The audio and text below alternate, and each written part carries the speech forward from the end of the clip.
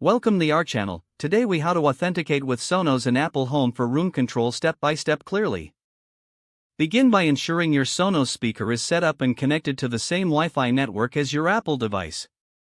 Open the Sonos app on your smartphone or tablet. If you haven't already, log into your Sonos account or create a new one. Once logged in, navigate to the settings menu by tapping the gear icon in the bottom right corner. Select the services and voice option from the list. From here, tap on Add a service. Choose Apple HomeKit from the available services.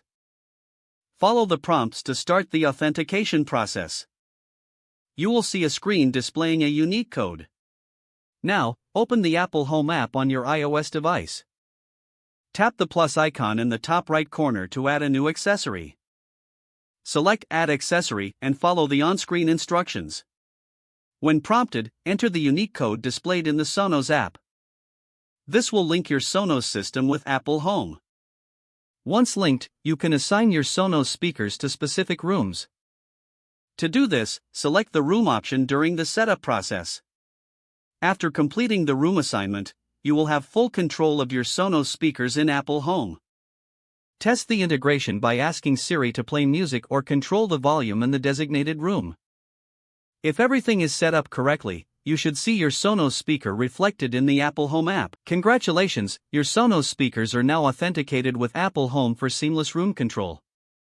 If the page does not load, refresh the browser or try again in a private or incognito window. Make sure you are using the correct email address, then retype it carefully to avoid small typos.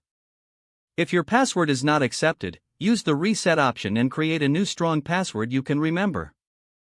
Check your spam folder for verification or security emails, then complete any requested confirmation steps. Enable two-factor authentication if available to improve account security and reduce unauthorized access risk. After signing in, review your profile details so your contact information and settings are accurate and current. If you see an error message, note it down and try again after restarting your device and internet connection. Log out when you finish, especially on shared devices, to keep your account and payment information secure. If the page does not load, refresh the browser or try again in a private or incognito window. Don't forget to like this video and subscribe to our channel for more step-by-step tech guides.